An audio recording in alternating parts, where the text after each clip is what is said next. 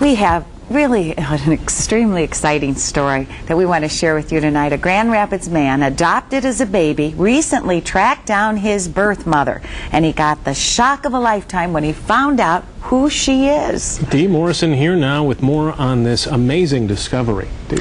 Well, it's really interesting who she is, not only that, but also just how close she was. Now, Steve Flagg has been searching online for his birth mother for 4 years, finding nothing. Then he noticed he was spelling his birth mother's last name wrong. He fixed it and got a hit: the home address of a woman in Grand Rapids.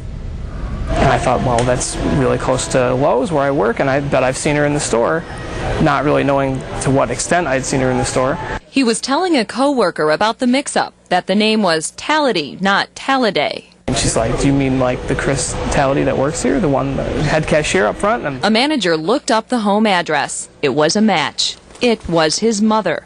But Steve didn't know what to say, so he waited. Just seeing her at work and thinking that's my mom, and this is very, very strange. Last week, an adoption agency worker agreed to break the news to Chris, explaining only that a co-worker named Steve was the son she'd given up for adoption 22 years ago. But there are several Steves that work at the Plainfield Avenue Lowe's. But I just knew it was Steve Flagg. I just knew it was. It had to be. Chris asked the manager to check the files. I gave her his birthday, and she came back. She's like, he's your son. And I said, my God. For 8 months, the cashier and the delivery guy had worked together, joked around. He did the same to me? I know. It was hilarious. Never suspecting they were mother and son. It was just like, Instant, yeah. Hug me. Yeah. Hug me. I haven't seen you in ages. Yeah, really. Hug me. And we just sat down and just talked, and we have so much in common. Yeah. Now they're easing from co-workers into family members. He's a good person. That's what I was hoping. He would turn out to be a good person. Jeans.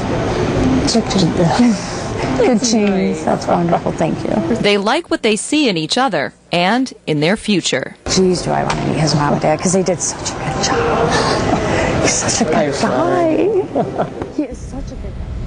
Now, Christine also had 2 more children. She herself has 7 brothers and sisters, so Steve has a half-brother and sister, lots of aunts and uncles and cousins to get to know, and he has a suddenly much bigger family to celebrate Christmas with, and they tell us that they will be celebrating together. What a great holiday, too. It can be so risky. Yeah. To connect. You just don't know. I mean, some people who, on one side or the other, the child who was adopted or the parent who had to put the child up for adoption, they don't want a relationship. Right. In this case, that both sides of the family are just thrilled.